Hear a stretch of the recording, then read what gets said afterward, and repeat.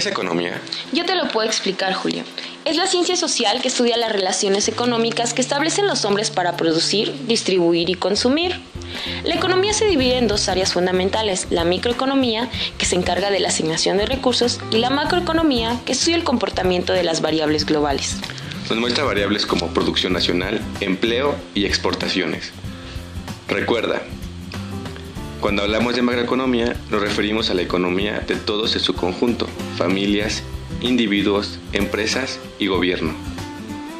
Y también de los efectos en la vida económica de todos en el país. Utiliza diferentes instrumentos, entre ellos la política económica, que tiene por objeto manejar las variables crecimiento con el PIB y desarrollo, que se refiere a la calidad de vida. Cuando hablamos del PIB, nos referimos a la cantidad de bienes y servicios de demanda final que produce un país internamente en un lapso generalmente de un año. El PIB se mide con el desempeño de tres principales sectores económicos: el primario o agropecuario, el secundario o industrial y el terciario o de servicios. Bueno, hasta ahora hemos hablado de economía, microeconomía, macroeconomía, sectores económicos y del PIB. Ay, pero ¿qué es contabilidad nacional? Muy fácil, yo puedo explicártelo, Jackie. La contabilidad nacional es el registro sistemático de la actividad y estructura económica de un país.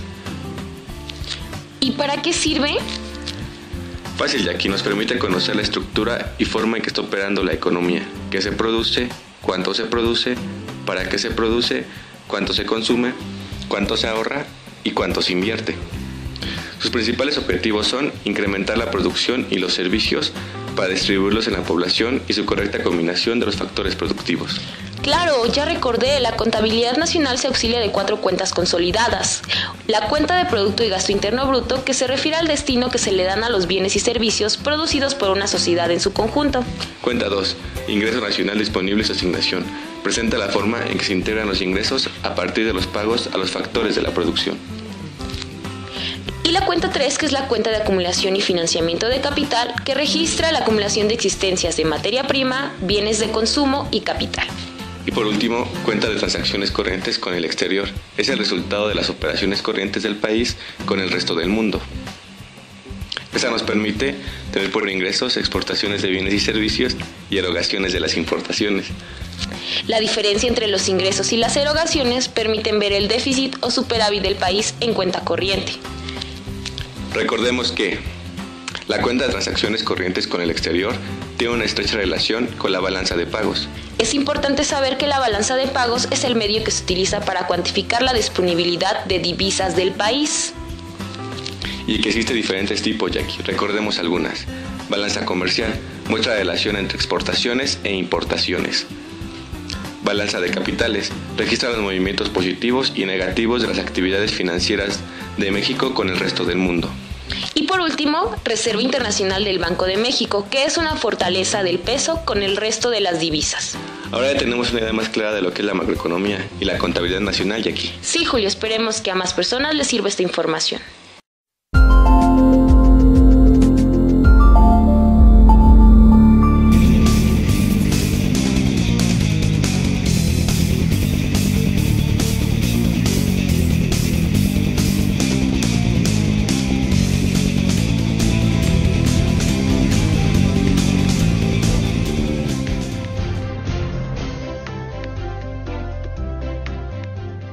La economía abarca la producción, distribución y consumo de productos y servicios destinados a mejorar el bienestar de la sociedad humana.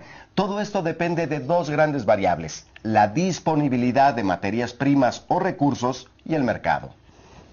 La economía se divide en dos áreas fundamentales: la microeconomía, que se refiere a la asignación de recursos que hacen las personas, familias y empresas, y la macroeconomía, que estudia cómo se comportan las variables colectivas o globales, como la producción nacional, el empleo, la inflación, las exportaciones, etc.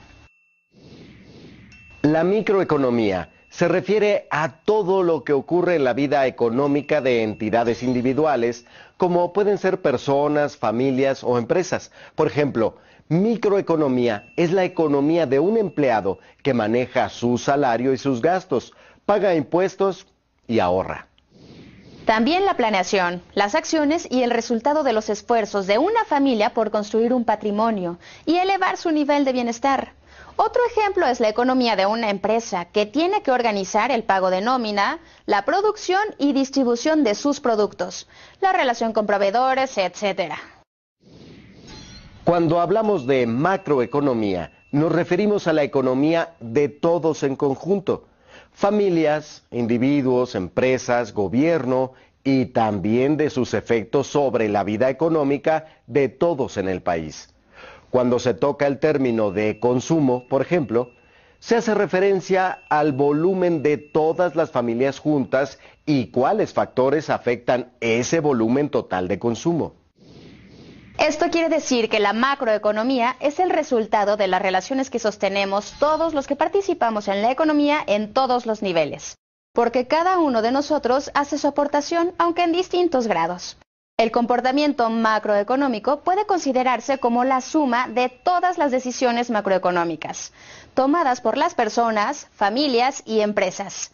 Pero para poder tener una adecuada comprensión de las variables macroeconómicas, es necesario conocer qué factores afectan las decisiones individuales de familias y empresas. El término macroeconomía surgió en Estados Unidos en 1930, durante el famoso crack del 29, cuando quebraron las bolsas de valores y se desató una gran crisis económica mundial. Uno de los conceptos más importantes dentro de esta rama es el de Producto Nacional o Renta Nacional, es decir, lo que se conoce como Producto Nacional Bruto o PNB. El PNB mide el valor monetario de todo lo que se produce en un país y del ingreso que se genera por intercambios con otros países, y depende de los factores de producción disponibles dentro y fuera del país. Por factores de producción entendemos el trabajo, el capital disponible y la tecnología. La economía de un país se mide también por el indicador del Producto Interno Bruto o PIB, que se refiere al valor monetario de los bienes y servicios que se producen en un país, en un periodo determinado, generalmente un año. La diferencia fundamental con el PNB está en la cantidad de dinero que se intercambia con otros países al vender productos al exterior. El PIB se mide de acuerdo con el desempeño de las tres principales ramas económicas: pesca, agricultura, ganadería y silvicultura o actividades primarias, industria o actividades secundarias, y por último, todos los servicios como el transporte, los bancos, la vivienda, el comercio, el turismo, la comunicación y las finanzas.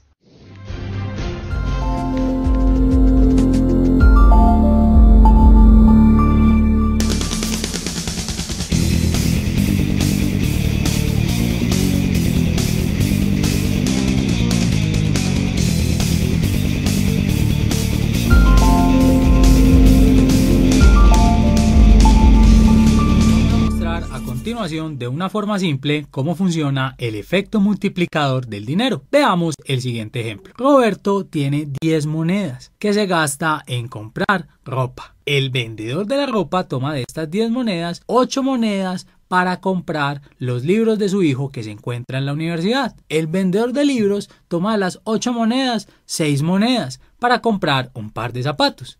El vendedor de zapatos toma de las 6 monedas 4 monedas para comprar una pizza. Y por último, para no extendernos más, el dueño de la pizzería utiliza de las 4 monedas 2 monedas para comprar unas entradas al cine. Partimos de 10 monedas que en términos de consumo se convirtieron en 30 monedas. Recordemos, inicialmente Roberto se gasta 10 monedas. Quien recibe estas 10 monedas se gasta 8, quien recibe estas 8 se gasta 6, quien recibe estas 6 se gasta 4, quien recibe estas 4 se gasta 2. Si sumamos estos números, el resultado es 30.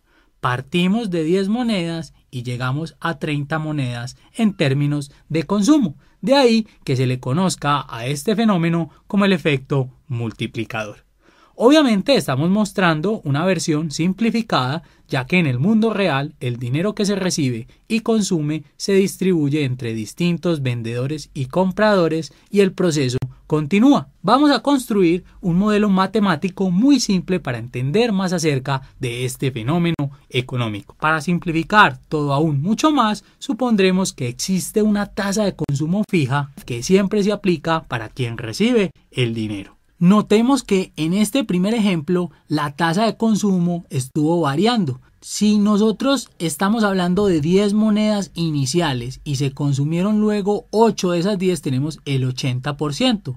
Luego de esas 8 se consumieron 6, o sea 6 entre 8, que es el 75%. Y así podemos calcular cada uno de esos porcentajes. Ahora estamos diciendo que vamos a tener una tasa fija que vamos a denotar con la letra minúscula C, la cual se encuentra entre el 0% y el 100%, que entre otras nosotros sabemos que podemos reescribir así: C entre 0 y 1. El 0% es 0 y el 100% es 1, para que utilicemos decimales. Esa tasa de consumo se conoce en economía como la propensión marginal de consumo. Vamos a introducir otra tasa, la tasa de ahorro, que vamos a denotar con la letra A minúscula, que al igual que la tasa anterior se encuentra entre 0 y 1, o sea entre el 0% y el 100%. Esa tasa en economía se conoce como la propensión marginal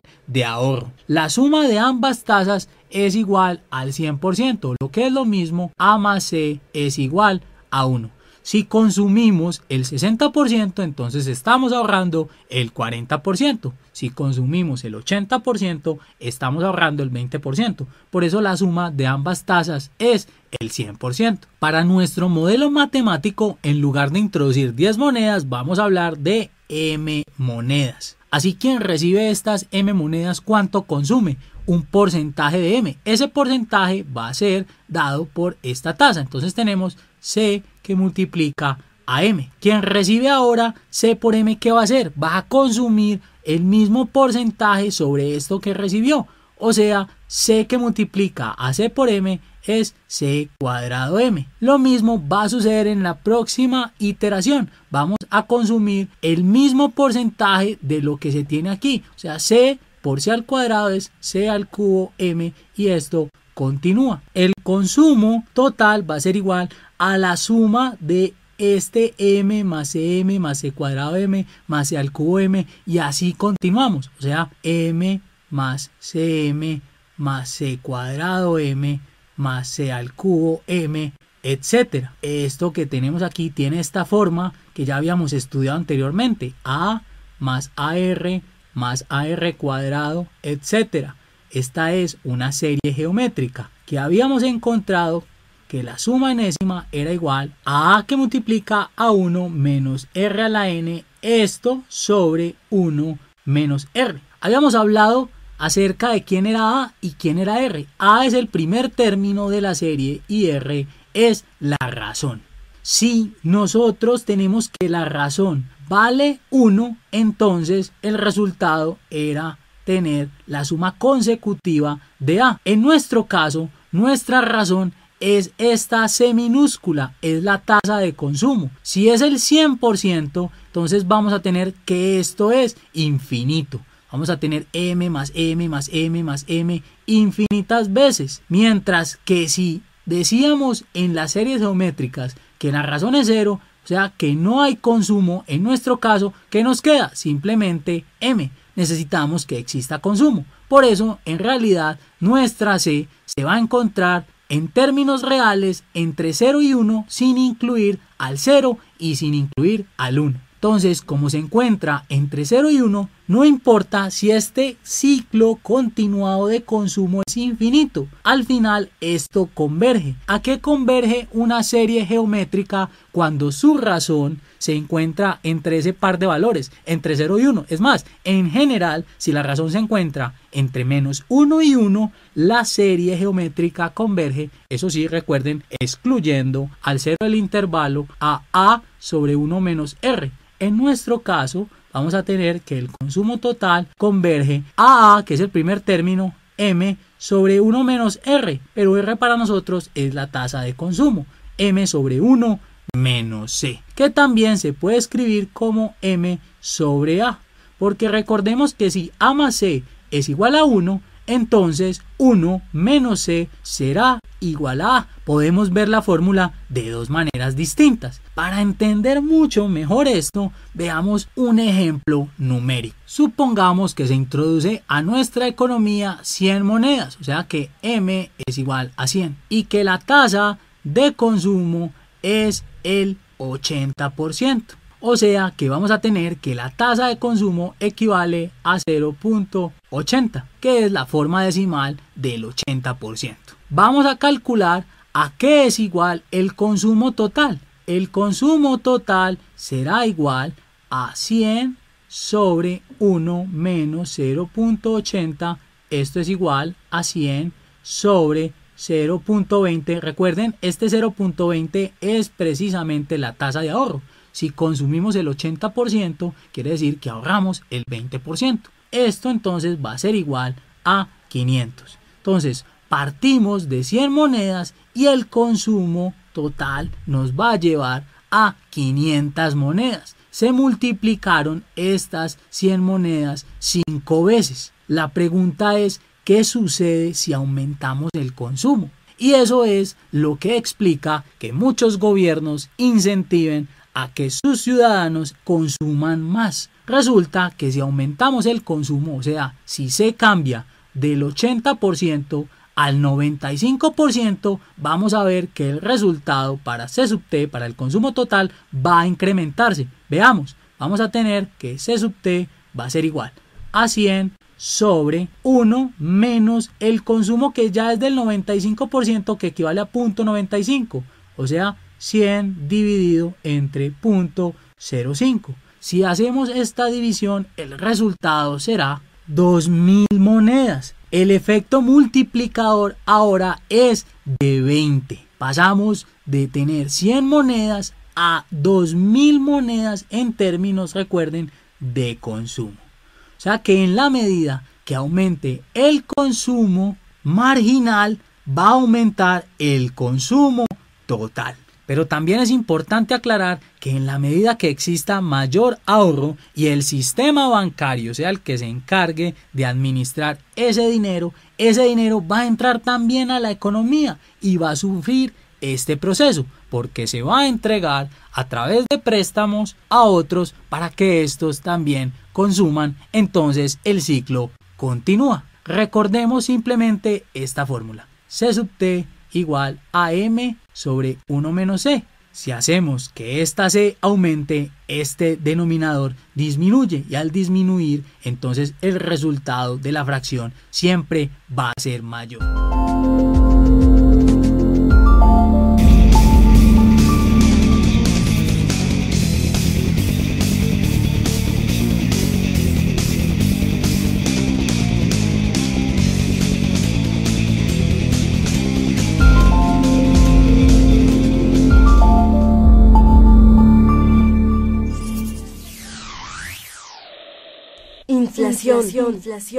Inflación. Se presenta de manera general el fenómeno denominado inflación como el desequilibrio económico caracterizado por la subida general de precios y que proviene del aumento del papel moneda, deterioro y mal manejo de la economía de un país, trayendo como consecuencia que no haya ajuste en los contratos de trabajo, préstamos, etc. La inflación es el aumento sostenido y generalizado de los precios de los bienes y servicios. Las causas que la provocan son variadas, aunque destacan el crecimiento del dinero en circulación, que favorece una mayor demanda, o del coste de los factores de la producción, materias primas, energía, salario, etc. Para medir el crecimiento de la inflación se utilizan índices que reflejan el crecimiento porcentual de una canasta de bienes ponderada. El índice de medición de la inflación es el índice de precios al consumidor, IPC. Este índice mide el porcentaje de incremento en los precios de una canasta básica de productos y servicios que adquiere un consumidor típico en el país. Existen 3 tipos de inflación. Según el grado o velocidad de aumento de precios, puede considerarse como inflación moderada. Inflación moderada. La inflación moderada se refiere al incremento de forma lenta de los precios. Inflación galopante. Inflación galopante. La inflación galopante sucede cuando los precios incrementan las tasas de 2 o 3 dígitos, de 30, 120 o 240% en un plazo promedio de un año. Cuando se llega a establecer la inflación galopante, surgen grandes cambios económicos. Muchas veces en los contratos se puede relacionar con un índice de precios o puede ser también a una moneda extranjera, como por ejemplo el dólar. Dado que el dinero pierde su valor de una manera muy rápida, las personas tratan de no tener más de lo necesario, es decir, que mantienen la cantidad suficiente para vivir con lo indispensable para el sustento de todos los seres. Hiperinflación. Es una inflación anormal en exceso que puede alcanzar hasta el 1000% anual. Este tipo de inflación anuncia que un país está viviendo una severa crisis económica, pues como el dinero pierde su valor, el poder adquisitivo, la capacidad de comprar bienes y servicios con el dinero, disminuye y la población busca gastar el dinero antes de que pierda totalmente su valor. Este tipo de inflación suele deberse a que los gobiernos financian sus gastos con emisión de dinero sin ningún tipo de control, o bien porque no existe un buen sistema que regule los ingresos y egresos del Estado. Se han señalado que existen al menos 3 tipos de inflación. Inflación de demanda. Demand Pull Inflation. Cuando la demanda general de bienes se incrementa sin que el sector productivo haya tenido tiempo de adaptar la cantidad de bienes producidos a la demanda existente. Inflación de costos. Cost push inflation. Cuando el costo de la mano de la obra o las materias primas se encarece y en un intento de mantener la tasa de beneficio, los productores incrementan los precios. Inflación autoconstruida. Built-in inflation. Ligada al hecho de que los agentes prevén aumentos futuros de precio y ajustan su conducta actual a esa previsión futura. Consecuencias de la inflación. La inflación tiene muchas consecuencias negativas. A pesar de que la existencia de inflación controlada, algunos gobiernos la utilizan, puede aumentar el nivel de empleo al corto plazo. La estabilidad de precios es fundamental para el desarrollo de una economía y en el largo plazo, esta es perjudicial. En primer lugar, el deterioro del valor de la moneda es perjudicial para aquellas personas que cobran un salario fijo, como los obreros y pensionados, a diferencia de otros con ingresos móviles. Estos ven cómo se va reduciendo su ingreso real mes a mes, al comparar lo que podían adquirir con lo que pueden comprar tiempo después. Otro de los efectos nocivos es la distorsión de precios relativos.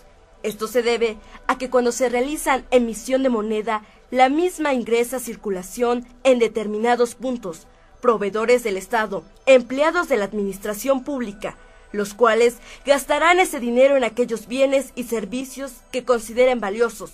Por lo tanto, los precios no aumentarán en la misma proporción, ni tampoco simultáneamente. Los precios son fundamentales en el desarrollo de una economía de mercado, ya que envían señales tanto a productores como consumidores. Una distorsión en los mismos provocará cambios en las decisiones de los agentes. Se realizarán inversiones y transacciones que en otro momento hubieran sido considerados no rentables, y la distribución del ingreso se verá afectada. La inflación es perjudicial para aquellas personas acreedoras de montos fijos, ya que el valor real de la moneda decrece con el tiempo y su poder de compra disminuirá. Contrariamente a aquellos deudores a tasa fija, se verán beneficiados, ya que su pasivo real irá disminuyendo. Para detener la inflación, los bancos centrales tienden a incrementar la tasa de interés de la deuda pública. De esta manera, se incrementan las tasas de interés en los préstamos al consumo, tarjetas de crédito, hipotecas, etc. Al aumentar las tasas de interés del consumo, se frena la demanda de productos.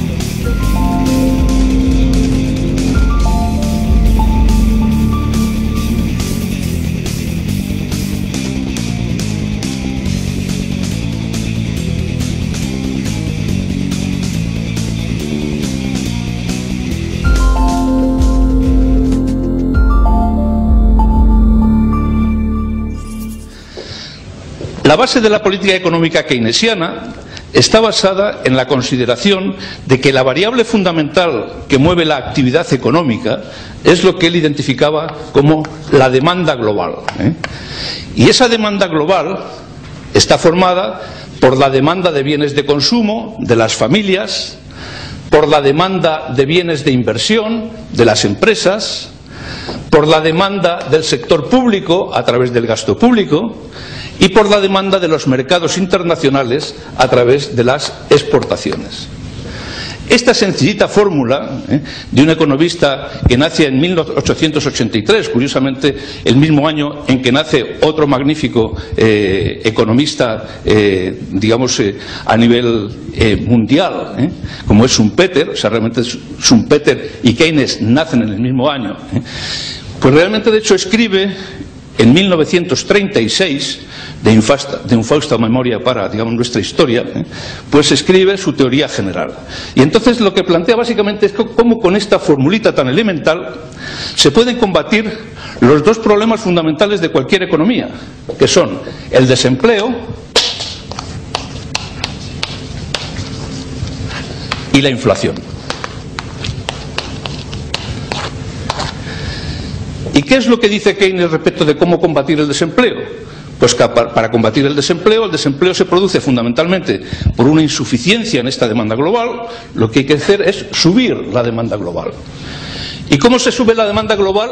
Pues estimulando el consumo. Y para estimular el consumo, ¿qué hay que hacer? Pues bajar los impuestos, bajar las tasas, en este caso los impuestos directos, con lo cual las familias tienen más dinero para consumir.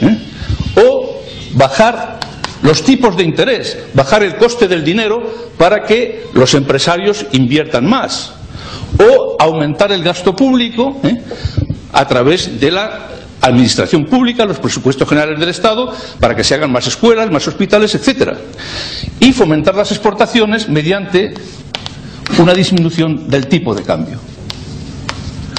Estas son, digamos, las recetas básicas para combatir el desempleo. ¿Y para combatir la inflación? Pues lo contrario, la inflación se debe a que realmente la demanda es excesiva. Los precios suben porque sube la demanda. Y entonces lo que hay que hacer es articular medidas para controlar esta demanda global, bajar la demanda global. Y para bajar la demanda global, ¿qué hay que hacer? Pues bajar el consumo. ¿Cómo? Subiendo los impuestos. Bajando la inversión, subiendo los tipos de interés. Disminuyendo el gasto público, que es el que hacen las administraciones, y promoviendo una elevación del tipo de cambio. Y entonces Keynes, además, plantea que el desempleo y la inflación no pueden coexistir. Porque, lógicamente, si el desempleo se debe a una insuficiencia de demanda, con una insuficiencia de demanda los precios tienden a bajar. Luego, desempleo con deflación. Ese era el modelo de Keynes. Si hay exceso de demanda, porque hay inflación, el exceso de demanda tira de la oferta y la oferta tira del empleo. Por lo tanto, realmente no puede haber inflación con desempleo. O sea, realmente, de hecho, esta situación es antinómica. Bueno, pues estas recetas keynesianas funcionaron perfectamente desde 1945 hasta 1973. ¿Y qué es lo que ocurre en 1973? Pues la crisis del petróleo. Y en la crisis del petróleo, ¿qué es lo que ocurre? Pues que por primera vez en la historia económica moderna van a coexistir desempleo e inflación. Cosa que no había previsto Keynes.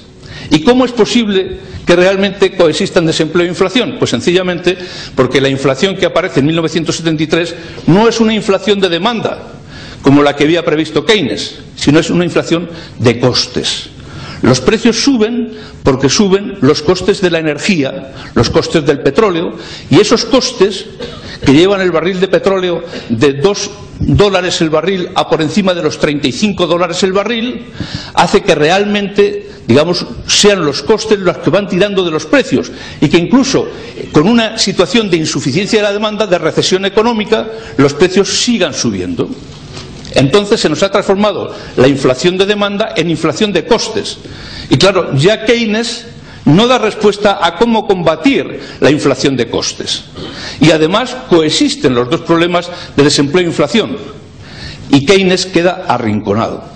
Las políticas keynesianas son sustituidas por las políticas liberales, fundamentalmente de Milton Friedman, las denominadas políticas de oferta, que consideran que el presupuesto, digamos, público debe ser neutral, ingreso igual a gasto público, que solo se deben manejar los tipos de interés para manejar la economía y que, sobre todo, el énfasis debe pasar de lo macroeconómico a lo microeconómico. Es decir, si vamos a combatir los costes de producción se combaten a nivel de empresa.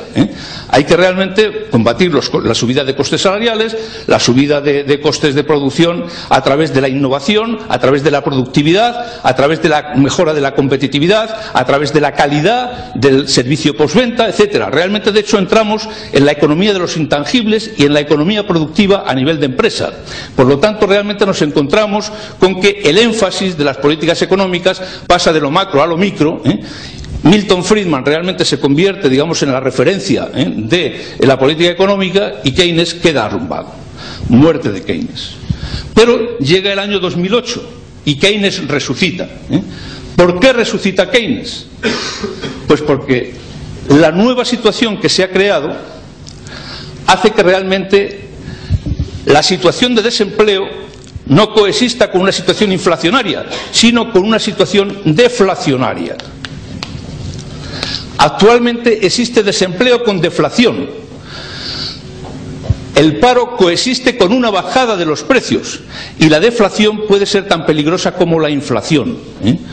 Porque realmente la deflación, si realmente genera una expectativa de que los precios van a ir bajando, se demora el consumo, y además los precios pueden bajar tanto que bajen por debajo de los costes de producción, y entonces, si los precios bajan mucho, las empresas entran en pérdidas y realmente, de hecho, se corre un riesgo económico extraordinario. Entonces, como el desempleo y la deflación son la base de los problemas actuales, Keynes sí tiene la respuesta para combatir simultáneamente los dos problemas, desempleo y deflación, que es estimular la demanda global. Y entonces las recetas están claras. Si lo que tenemos que hacer es estimular la demanda global, pues entonces vamos a bajar impuestos, vamos a bajar tipos de interés, vamos a subir el gasto público y vamos a procurar una disminución de nuestro tipo de cambio para hacer más competitivas las exportaciones. Y estamos matando dos pájaros de un tiro. Keynes ha resucitado. ¿Cuáles son, y con esto voy a terminar ya, las limitaciones del modelo keynesiano en estos momentos? Pues las que estamos viendo en España. Que realmente no es lo mismo luchar como ocurría en la época anterior de Keynes, donde el problema fundamental era la inflación, porque durante los años 50 y 60 había una situación práctica de pleno empleo. Porque luchar contra la inflación exige medidas presupuestarias, como veis, de subida de impuestos y bajada del gasto público. Por lo tanto, realmente, de hecho, se trata de presupuestos restrictivos, disciplinar el gasto público y aumentar impuestos. No hay déficit público, no hay deuda pública. Sin embargo, si vamos a luchar contra el desempleo y la inflación, el problema está en que con la bajada de impuestos y la subida del gasto público estamos generando déficit público y deuda pública. Y además, en la situación actual, países como España, todos los integrantes de la Unión Europea, ya no pueden utilizar los instrumentos de política monetaria que utilizaba antes Keynes, porque ya España no tiene control ni sobre los tipos de interés ni sobre el tipo de cambio. Por lo tanto, los únicos instrumentos de política económica de que dispone en estos momentos un país de la Unión Europea son los instrumentos fiscales, impuestos y gasto público. Y claro, si realmente viéramos un mundo independiente y España no estuviera en el euro, ni estuviera en la Unión Europea, pues posiblemente pudiéramos indefinidamente mantener una política de bajada de impuestos y subida del gasto público, aumentando el déficit y aumentando la deuda pública indefinidamente. Pero estamos en el euro y hemos firmado un pacto de estabilidad. Y esto supone que realmente, de hecho, la Unión Europea nos obliga a disciplinar nuestro gasto público y nuestra deuda pública. Y entonces realmente no podemos utilizar políticas expansivas desde el punto de vista fiscal indefinidamente. Y esto es lo que realmente el escenario en el que actualmente nos encontramos. O sea, desde el punto de vista del empleo, con un 20% prácticamente de desempleo, España necesitaría políticas expansivas sostenidas en el tiempo, con bajadas de impuestos y subida del gasto público para estimular la economía. Pero la pertenencia a la Unión Europea limita esas posibilidades y ya estamos viendo cómo realmente estamos recibiendo toques de atención por parte de la Unión Europea. Luego ampliaremos este tema a través de la intervención de don Antonio López Istúriz, diciendo, oiga, las políticas expansivas pueden funcionar durante un tiempo determinado, 2 años, pero realmente no se pueden mantener indefinidamente, porque hay que volver a la disciplina económica y el déficit público no debe superar, de acuerdo con los pactos de estabilidad, el 3% y la deuda pública el 60%. Y resulta que este año nos vamos ya casi al 12% de déficit público en España. Entonces realmente nos encontramos con un desempleo al que habría que aplicar unas medidas de carácter expansivo, de acuerdo con la política keynesiana, pero donde realmente el despilfarro económico realizado en el gasto público durante los años anteriores, con medidas como lo de los 400 euros, o como las medidas del cheque bebé, pues realmente están haciendo que se nos haya disparado el gasto público. Ahora tengamos que disciplinarnos y entonces observáis que si realmente, de hecho, lo que tenemos que hacer ahora, de acuerdo con la Unión Europea, es subir impuestos y bajar gasto público, ¿qué es lo que estamos generando? Más desempleo. Y esta es, digamos, este es el nudo gordiano en el que se encuentra sumido en estos momentos la economía española, de difícil solución, porque realmente, de acuerdo con la ortodoxia económica, tendríamos que tener políticas expansivas, pero de acuerdo con nuestros compromisos con la Unión Europea, tenemos que tener políticas restrictivas. Y aquí ya, hasta aquí llega la teoría, ahora llega la política. ¿De acuerdo? Muy bien, muchas gracias.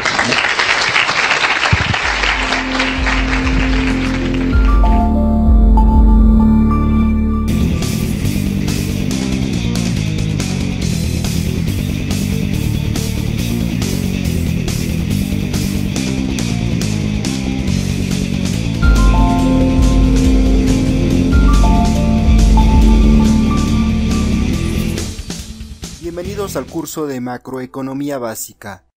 En el tema de hoy vamos a revisar algunos conceptos básicos de la contabilidad nacional. Empezaremos con el Producto Interno Bruto para llegar a lo que es la renta disponible. Empecemos. Decimos que el Producto Interno Bruto es el valor de la producción obtenida por los factores de la producción dentro de un país. Habíamos dicho previamente en una lección anterior que el Producto Interno Bruto es la producción total de bienes y servicios finales dentro de un país, es decir, independientemente de si los propietarios de los factores son nacionales o extranjeros. En cambio, el Producto Nacional Bruto se refiere al valor de la producción obtenida por los factores de la producción que son nacionales. Es decir, estos factores pueden estar dentro o fuera del país, por lo tanto incluye el valor de la producción de los nacionales que residen en el extranjero y excluye las remuneraciones de los extranjeros que se encuentran dentro de un país. Es decir, que el Producto Nacional Bruto sería igual a el Producto Interno Bruto más las remuneraciones de los residentes nacionales en el extranjero menos las remuneraciones de los residentes extranjeros que se encuentran en el país, ya que las remuneraciones de los residentes nacionales que se encuentran en el extranjero forman parte del ingreso nacional y por otro lado las remuneraciones de los residentes extranjeros que se encuentran en nuestro país forman parte del ingreso nacional de sus respectivos países, por eso es que se deben descontar. Después tenemos el Producto Nacional Neto, que no es otra cosa que el Producto Nacional Bruto menos la depreciación del capital. En la depreciación del capital se incluye el desgaste de la maquinaria y equipo, estructuras residenciales, en fin, a todo lo que es el desgaste del stock de capital. Por lo tanto, si al Producto Nacional Bruto le restamos la depreciación, obtenemos el Producto Nacional Neto.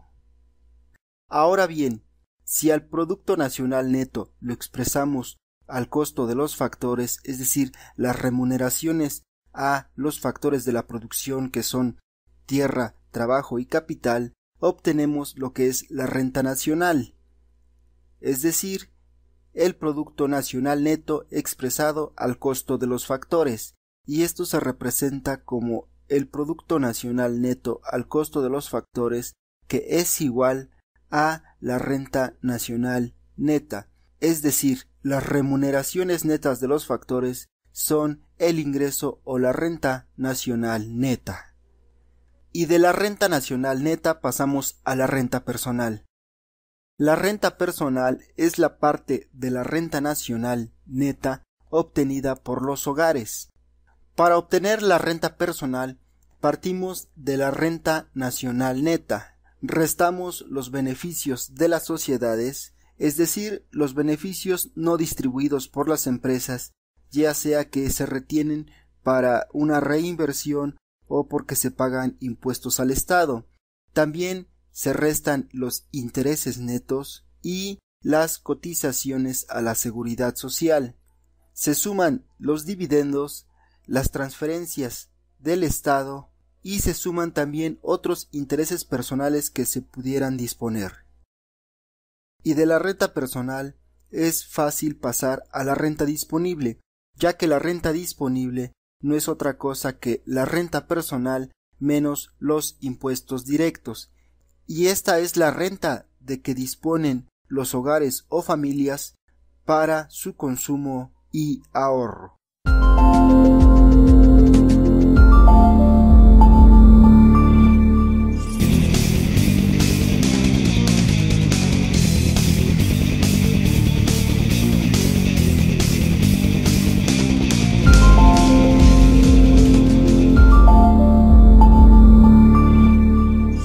Vamos a ver cómo calcular el Producto Interno Bruto en una economía. Así que partamos con este primer video y bien, comencemos. Usted conoce la siguiente información sobre la economía de Macroplace, en la que sus cuentas nacionales del año 2014 son: el consumo es igual a 32.109 millones de dólares, la inversión es igual a 10.307 millones de dólares, el gasto es igual a 6.146 millones de dólares y las exportaciones netas son igual a 35.264 millones de dólares. Entonces nos piden hallar el Producto Interno Bruto del año. Entonces veamos el desarrollo.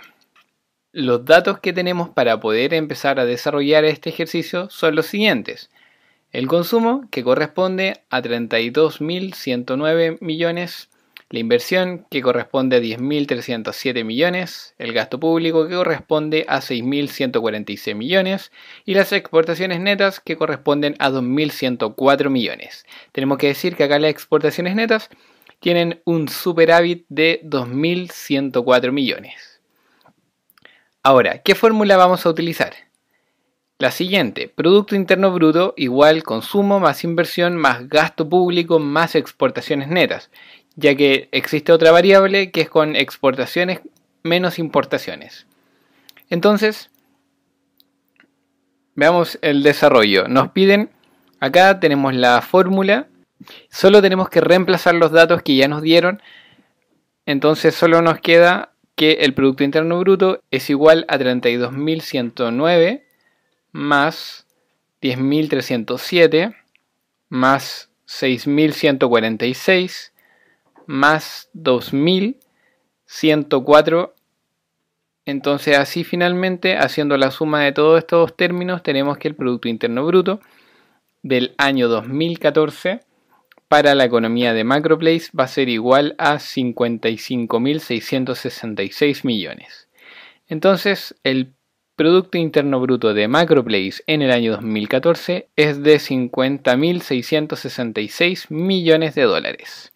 Entonces, amigos y amigas, hemos visto cómo poder obtener de esta forma muy sencilla el Producto Interno Bruto del año 2014 en un ejercicio. Continuemos. Acá tenemos un bono extra, entonces veamos lo que se nos dice. Conocemos también la siguiente cuenta nacional, que es pago neto a factores, que es igual a 3.084 millones. Hallar Producto Nacional Bruto del año. Entonces bien, acá simplemente tenemos que ver cómo obtener el Producto Nacional Bruto, ya que tenemos en nuestras manos el pago neto a factores. El Producto Nacional Bruto es igual al Producto Interno Bruto menos el pago neto a factores externos, o también el Producto Nacional Bruto es igual al Producto Interno Bruto menos F, que en este caso también viene siendo lo mismo, pero tenemos una distinta abreviación. Entonces ahora simplemente nos queda reemplazar los datos. Tenemos entonces que el Producto Nacional Bruto va a ser igual a 50.666 menos los 3.084. Entonces, resolviendo esta resta, nos queda finalmente que el Producto Nacional Bruto de nuestra economía para el año 2014 va a ser de 47.582 millones de dólares. Entonces, el Producto Nacional Bruto de Macroplace en el año 2014 es de 47.582 millones de dólares. Entonces, así es como fácilmente podemos ver cómo obtener el Producto Interno Bruto en una economía teniendo los datos del consumo, la inversión, el gasto público y las exportaciones netas. Entonces, amigos y amigas, espero que el video les haya gustado. Si les gustó, por favor denle like y por favor suscríbanse a nuestro canal para que nuestra comunidad de ayudantía en economía siga creciendo. Y bien, nos vemos en un próximo video. Chao, chao.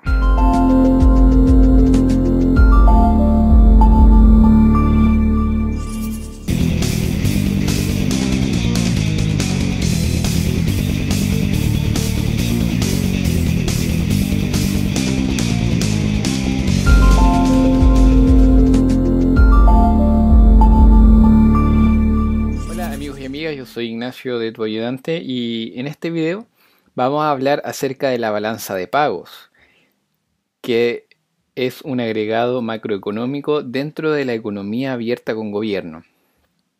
En esta ocasión decidimos presentar este formato diferente a las presentaciones en PowerPoint que se hacían anteriormente, pero en sí se va a explicar de igual manera todo lo necesario que ustedes tengan que saber referente a lo que es la balanza de pagos.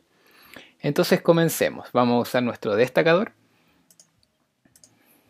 con color amarillo. Entonces, amigos y amigas, la balanza de pagos es un registro contable donde se anotan todas las entradas y salidas de divisas por conceptos de exportación, importaciones, servicios, inversión, transferencias unilaterales, entre otras. Esta cuenta se lleva en dólares y por periodo de tiempo generalmente anual. Todas las entradas de divisas se registran con signo positivo y las salidas se registran con signo negativo. Tenemos que la balanza de pagos se divide en dos grandes cuentas.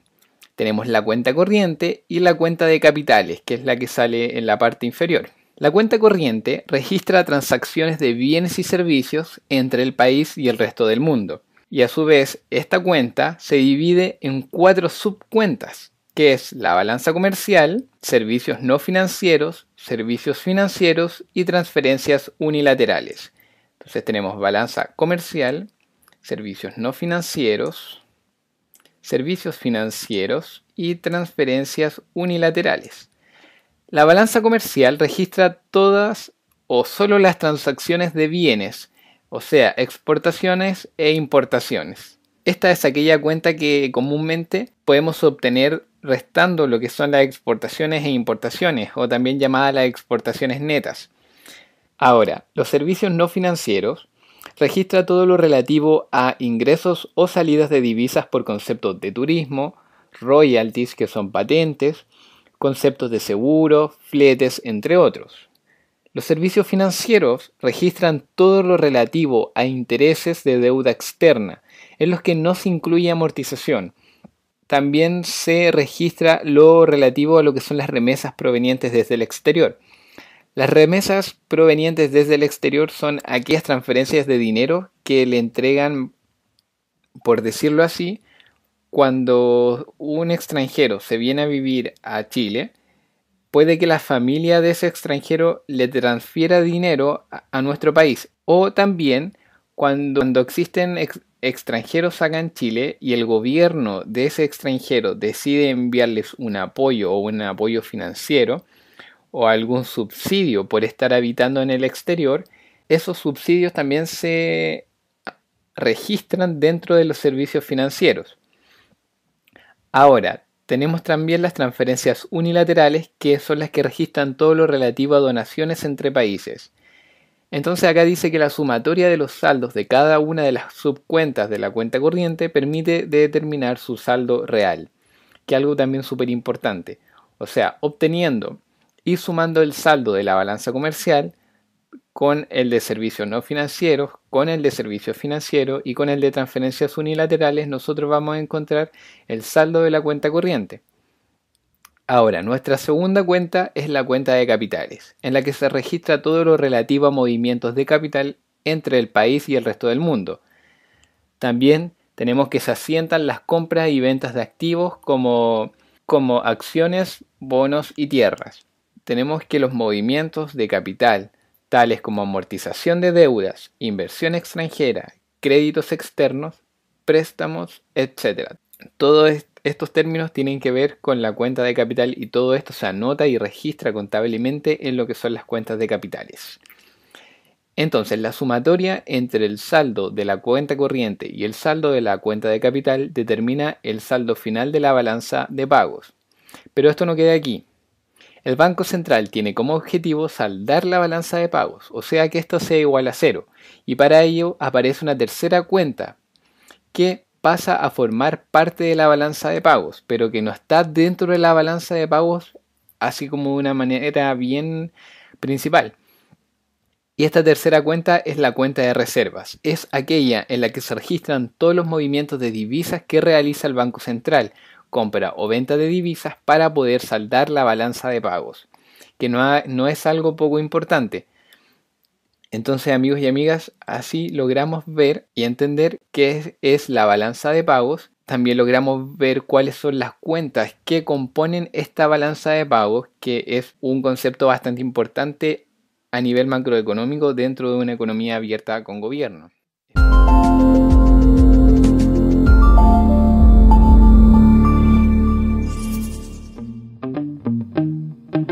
Hoy en día, todos los países del globo terráqueo están interconectados porque mantienen un sinfín de relaciones económicas y financieras entre ellos. Las operaciones monetarias que se producen entre un país y el resto del mundo en un determinado periodo se recogen en la balanza de pagos. Pondremos en los platillos de la balanza dos conceptos. El dinero que gana un país gracias a las exportaciones o a los ingresos por préstamos e inversiones al extranjero se registra en datos positivos. Estarían en un platillo de la balanza. El dinero que un país gasta en el extranjero, como las importaciones o la inversión exterior, se registra como datos negativos. Pondremos estos datos sobre el otro platillo de la balanza y veremos hacia dónde se inclina. Esto nos indicará cuál de las cifras es superior, la negativa o la positiva. Existen muchos tipos de intercambios. Por ese motivo, se distinguen tres tipos principales de balanza. A. La balanza por cuenta corriente. En ella se incluyen pagos que ese país hace a un país extranjero a cambio de mercancías, servicios, trabajos. B. La balanza por cuenta de capital. Aquí se registran las ayudas que llegan del extranjero, así como la compra y venta de bienes no financieros, terrenos, instalaciones. C. La balanza por cuenta financiera. En esta se recogen los préstamos que pide ese país al extranjero, o las inversiones, depósitos y similares que los países extranjeros efectúan en este territorio. Cada una de estas balanzas da un saldo independiente que puede ser positivo o negativo. En términos más técnicos, si el saldo de un tipo de balanza es positivo, se dice que esa balanza está en superávit. En el caso de saldo negativo, se dice que la balanza está en déficit.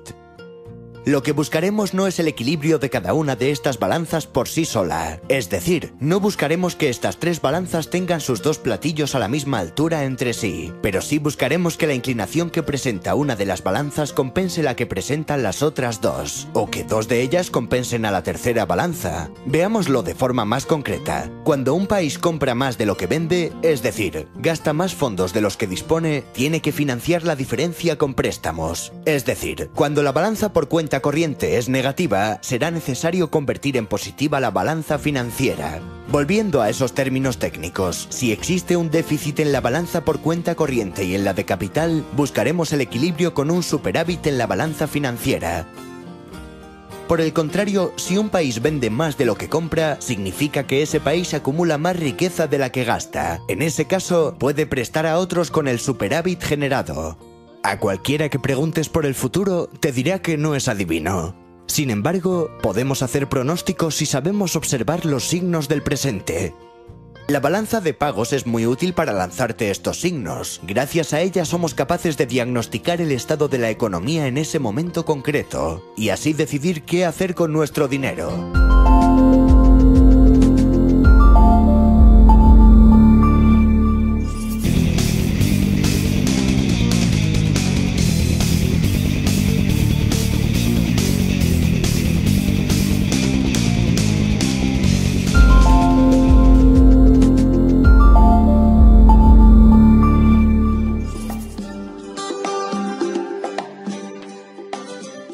Contabilidad nacional. Es aquella que registra contablemente los valores observados sobre la marcha de la economía.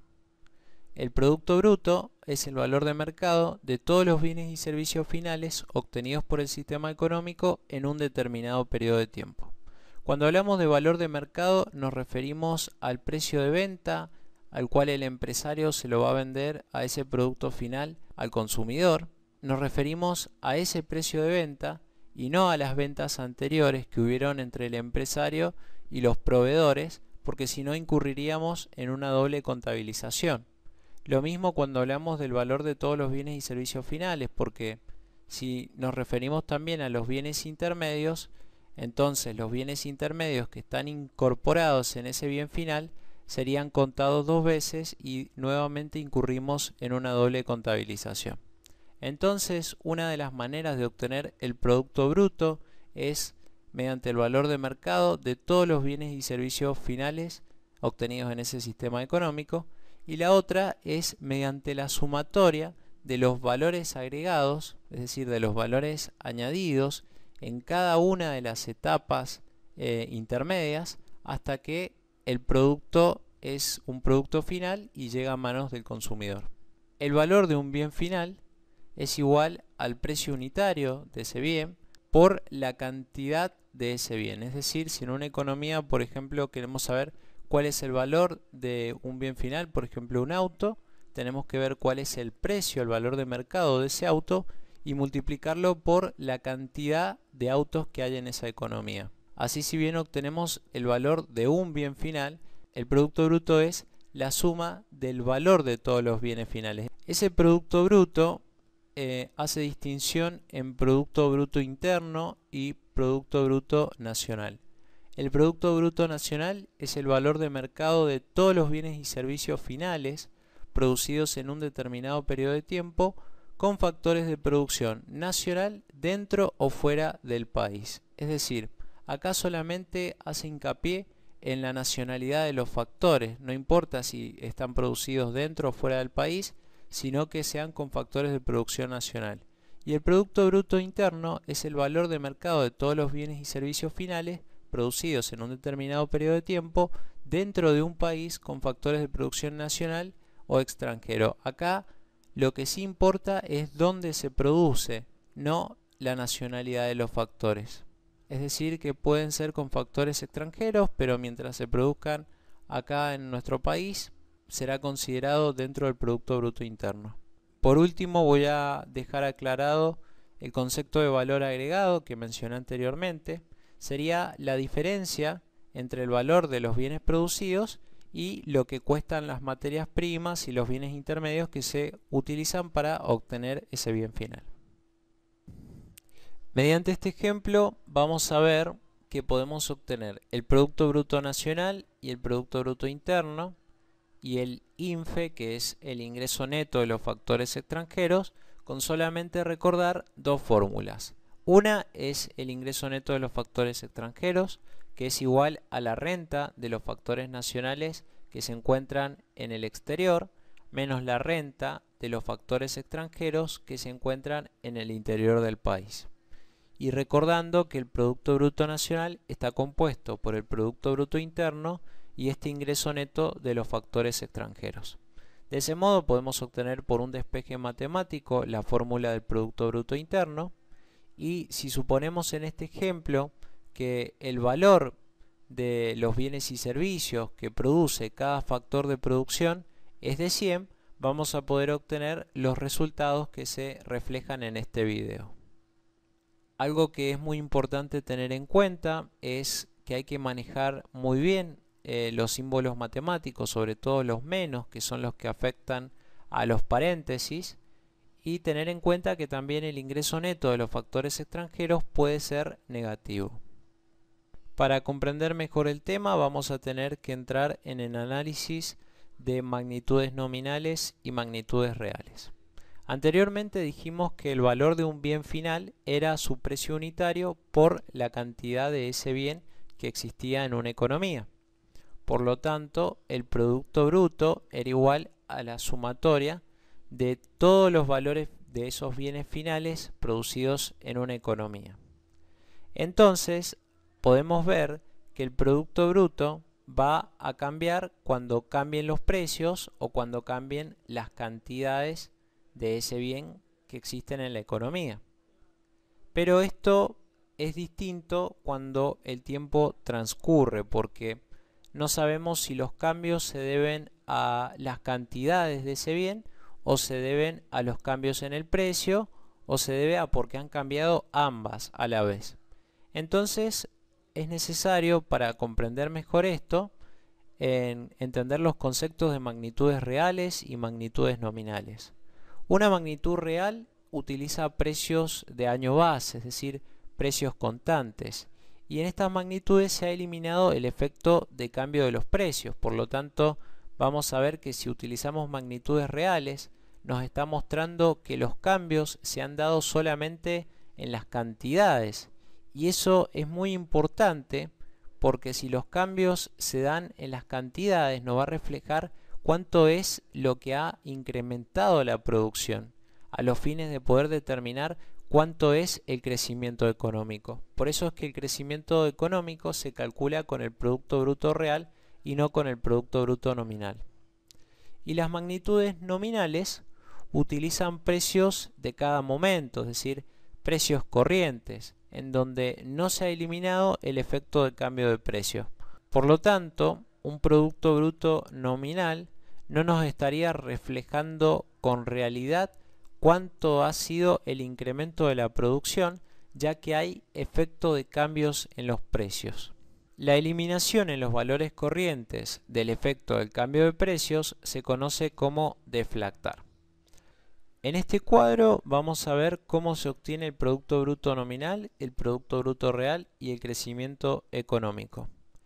En el año 1999 se produjeron el bien A, el bien B y el bien C. El valor final del bien A es igual al precio unitario por la cantidad de ese bien, por lo cual decimos que es 100 por 5 nos da 500, el del bien B es 60, el del bien C es 60. Si nosotros sumamos el valor de todos los bienes finales que se producen en ese sistema económico en el año 1999, nos da que el Producto Bruto es 620. Como partimos de este año, decimos que no se ha producido crecimiento y también se observa que el Producto Nominal y el Producto Bruto Real en este año van a ser lo mismo. Después, en el año 2000, si calculamos el valor del bien final A, el del B y el del C, y sumamos todos los valores de los bienes finales producidos en ese sistema económico, vamos a ver que el Producto Bruto Nominal es igual a 760, porque lo hemos calculado con los precios correspondientes a ese año.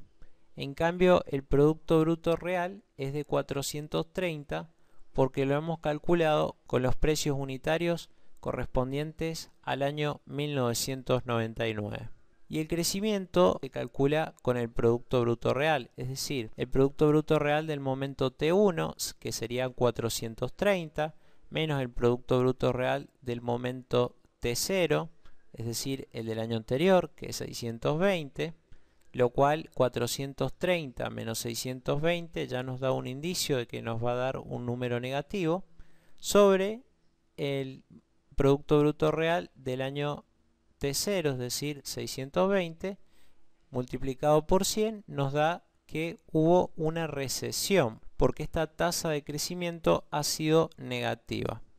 Ahora, para el año 2001, si calculamos el valor del bien final A, el del B, el del C, y sumamos todos los valores de los bienes finales producidos en ese sistema económico, vamos a obtener un Producto Bruto Nominal de 1215, porque lo calculamos con los precios unitarios correspondientes a ese año, mientras que el Producto Bruto Real se sigue calculando con el precio del año base, es decir, de 1999. Y así obtenemos el Producto Bruto Real. Nuevamente podemos obtener la tasa de crecimiento y vamos a ver que nos da que ha habido un crecimiento económico del 23,26%. Por último, vamos a aplicar esta fórmula para comprender mejor las variaciones del Producto Bruto Nominal, el Producto Bruto Real y de los precios. El primer ejemplo dice que el Producto Bruto Real sube un 3% y los precios bajan un 2%. Por lo cual, si sube un 3% menos el 2% que baja, la variación del Producto Bruto Nominal tiene que haber sido un incremento del 1%. En el segundo ejemplo, el Producto Bruto Nominal sube un 2% y los precios suben también un 6%. Como el Producto Bruto Nominal sube un 2%, la suma de la variación del Producto Bruto Real más la variación de los precios también tiene que ser un 2%. Ya sabemos que los precios han incrementado un 6%, por lo tanto, para poder cumplir la igualdad, el Producto Bruto Real tiene que haber disminuido un 4%.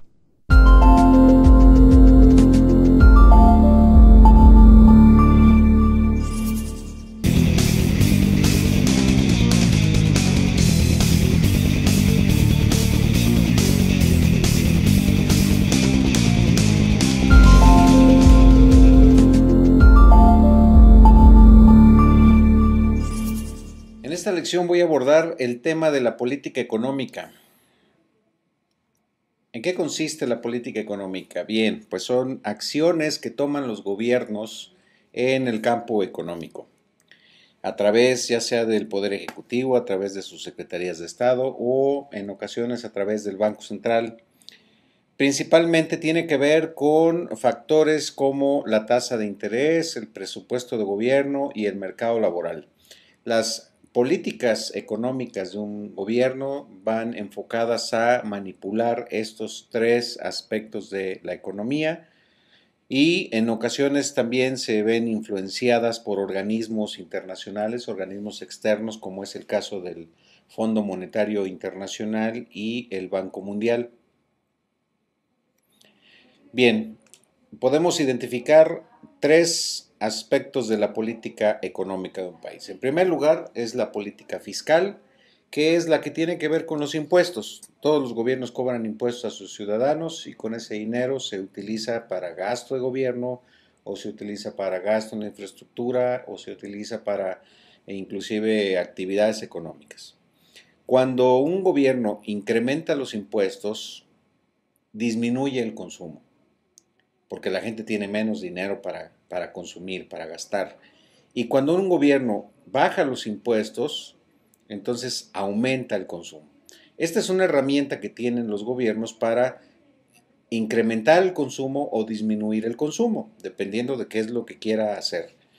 Cuando una economía está teniendo un crecimiento muy acelerado y este crecimiento acelerado está generando inflación, el gobierno puede desacelerar ese crecimiento utilizando los impuestos. Sube los impuestos y con ello disminuye el consumo. Viceversa, cuando una economía está teniendo un crecimiento muy pobre o inclusive está en una etapa de recesión, el gobierno puede bajar los impuestos para que la gente tenga dinero y reactivar la economía. Otro aspecto importante de la política económica es la política monetaria, es la que tiene que ver con el dinero. Y el gobierno tiene dos herramientas con las cuales puede manipular la política monetaria. Una de ellas es la tasa de interés y la otra es la oferta monetaria. La tasa de interés es el costo del dinero, es el precio que tiene el pedir dinero prestado. Esa tasa de interés se manipula a través del Banco Central hacia los bancos comerciales y estos a su vez hacia el público que pide dinero prestado o que ahorra dinero. La oferta monetaria es la cantidad de dinero que circula en la economía. Entonces, estas dos herramientas las utiliza el gobierno para aumentar el consumo también o para disminuir el consumo. Por ejemplo, si el gobierno quiere aumentar el consumo, tendría que bajar la tasa de interés. Al bajar la tasa de interés, el crédito es más barato y la gente puede comprar a crédito.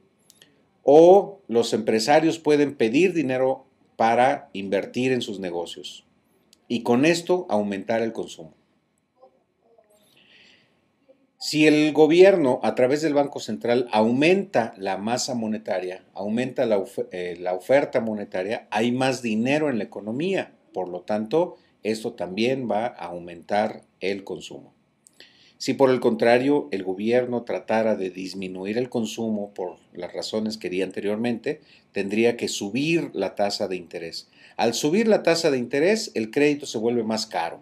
Entonces la gente deja de consumir. Los empresarios dejarían de pedir dinero prestado para crecer. Y si baja la oferta monetaria, si el gobierno a través de su Banco Central retira dinero de la economía, entonces esto también va a haber una escasez de dinero y va a hacer que disminuya el consumo. Estas decisiones las toma el gobierno cuando quiere reactivar o desacelerar su economía. Por último, tenemos la política comercial con respecto al exterior, a los demás países.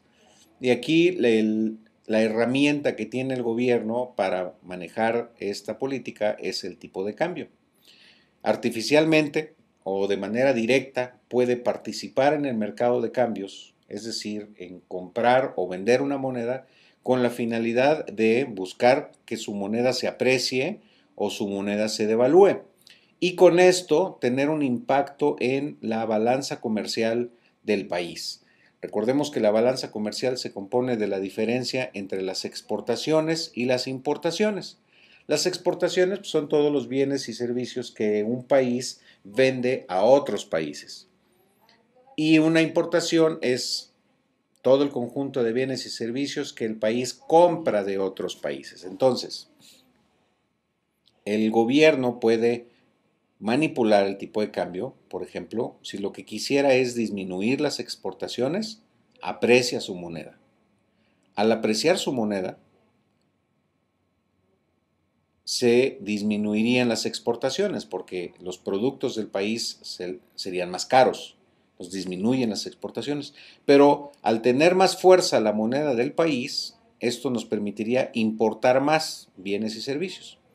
Por el contrario, si un gobierno provoca la devaluación de su moneda, va a tener un impacto de aumento en las exportaciones, pues sus productos van a ser más baratos y va a tener un impacto de disminuir las importaciones, pues los productos del extranjero van a ser más caros. Poniendo un ejemplo, si Alemania pudiera disminuir el valor del euro, devaluar el euro, entonces saldría más barato comprar un auto alemán y por lo tanto las exportaciones de la Mercedes-Benz, de la BMW se incrementarían. y viceversa.